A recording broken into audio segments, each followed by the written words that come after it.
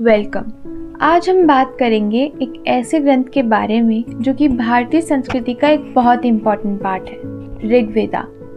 Rigveda actually सबसे oldest text है जिसे आइकिक यानी कि ऐसी भाषा में लिखा गया है जिसे अब यूज़ नहीं किया जाता, जो ग्रेजुअली क्लासिकल संस्कृत में डेवलप हुई।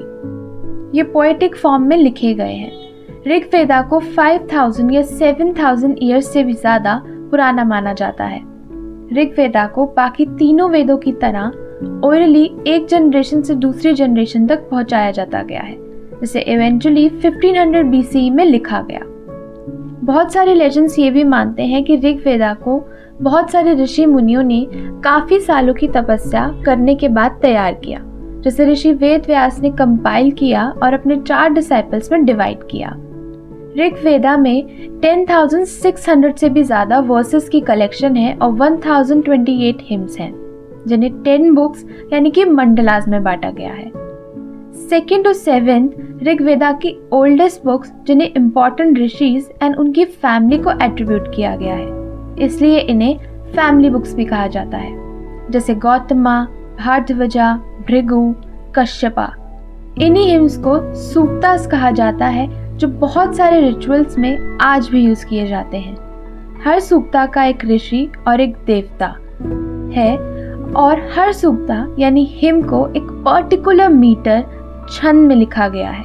ऐसे 7 मीटर्स हैं।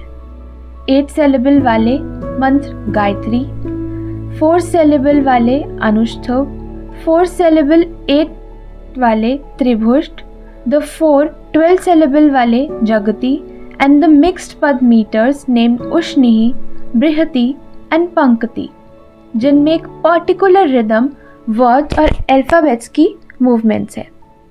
ये मीटर्स फिक्स सिलेबल्स पर वर्स और इंडिविजुअल स्टेंजास, जिन्हें पद कहा जाता है, उनमें बांटे हुए होते हैं, जैसे गायत्री छंद, जिसे ऋग्वेदा में सबसे ज़्यादा यूज़ किया गया है, जिसे गॉडेस सावित्री को डेडिकेट किया गया था। गायत्री छंद में 3 लाइन्स में, जिसमें हर वर्ड में 8 सिलेबल्स हैं और टोटल 24 सिलेबल्स हैं।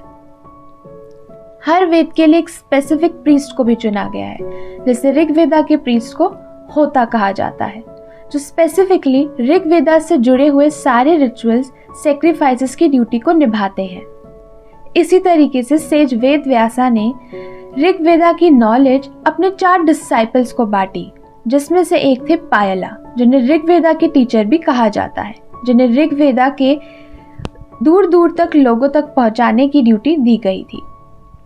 हर वेद के 4 पार्ट्स हैं, जैसे संहिता, जिसमें सारे हिम्स और प्रेयर्स की कलेक्शन है, ब्रह्मनास, जिसमें इन्हीं हिम्स और सेक्रीफाइसेस की सही तरीके से एक्सप्लेनेशन दी गई है, यानी उन्हीं हिम्स के ऊपर कमेंट्रीज।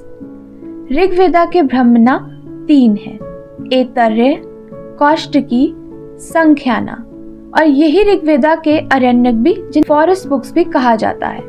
इसके अलावा हर वेद से जुड़े कुछ उपनिषद भी हैं, जो इन्हीं हिम से जुड़े कस्टम्स और फिलॉसफी को अंडरस्टैंड करने के लिए है, जैसे ऋग्वेदा से जुड़े उपनिषद ऐतरेय और कौष्टकी हैं।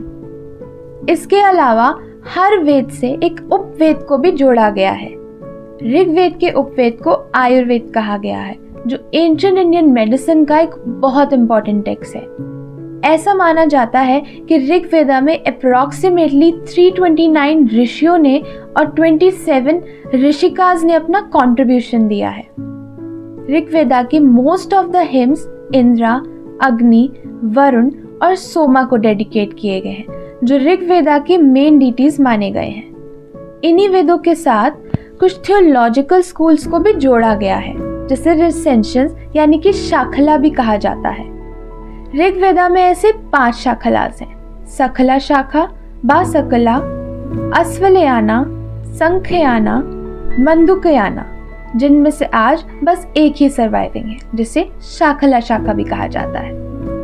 आशा करते हैं कि आपको हमारा वीडियो पसंद आया होगा। इसके अलावा मैं अपनी आने वाली वीडियोस में ऋग्वेदा और बाकी कई वेदों के कुछ इंटरेस्टिंग फैक्ट्स भी शेयर करने वाली हूँ, तो हमारे चैनल को लाइक और सब्सक्राइब करना ना भूलें। And stay tuned for more such videos. Will continue to bring more interesting content for you. Thank you for watching.